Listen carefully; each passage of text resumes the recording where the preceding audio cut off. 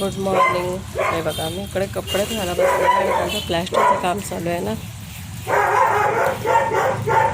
ते सर्व माती तिथे अंगावर उडते.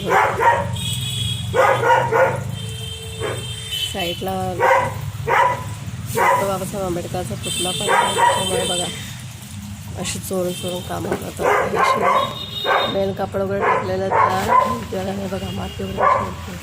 ही माती बघा इथपर्यंत येते. हे बघा अशी पाण्यात उडले. आता कपडे धुवायला बसलेलं आहे बघा, माझ्या हातावर वगैरे उडते. हे बघा अशी माती वगैरे येते त्यांची आमच्या घरापर्यंत. बोला हे बघा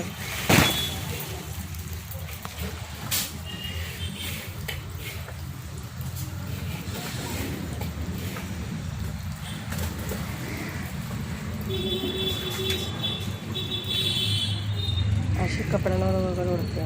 प्लॅस्टर करायला लावलेलं आहे ना डॉक्टर बाबासाहेब आंबेडकरांच्या समोर पुतळ्याच्या तिकडे त्यांनी पाईपलाईन वगैरे ठेवलेली आहे, कारण ते सर्व गॅलरीचं पाणी वगैरे बाहेर पडावं ना, तर डॉक्टर बाबासाहेब आंबेडकरांकडे त्यांनी पाईपलाईन लावून ठेवलेली आहे. आणि हे बघा आमच्या दरवाजासमोर अशी माती वगैरे पडते बघा. हे बघा हातावर वगैरे बघा. कपडे धुवायला बसले मी.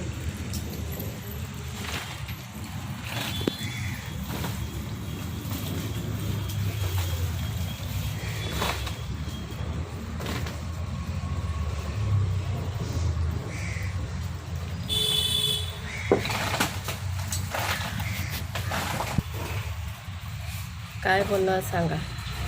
असे लोक त्रास देतात आम्हाला, भरपूर त्रास देतात. काय करणार सांगा. जे कोणी आहेत मला हेल्प करा. ते बाजूवाले आम्हाला खूप टॉर्चर वगैरे करतात. आमचं घर बांधून देत नाही आहे. आमचं सर्वे थांबवलेलं आहे.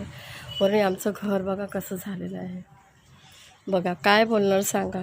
कोण बोलणार यांना. अशी आमच्या अंगामासावरती त्यांची सर्व माती बिती रेती बिती पडते बघा.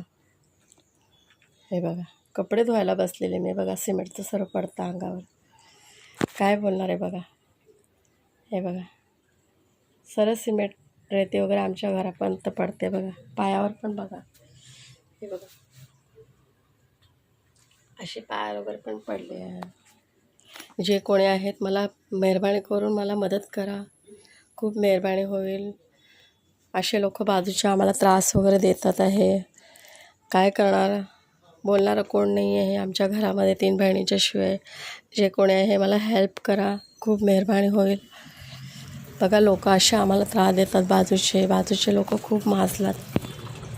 खूप आम्हाला टॉर्चर आहे त्यांचं. आम्हाला स्लो पॉयझन करून मारायला लावलेले आहे त्या बाजूवाल्यांनी. जे कोणी आहेत मला हेल्प करा.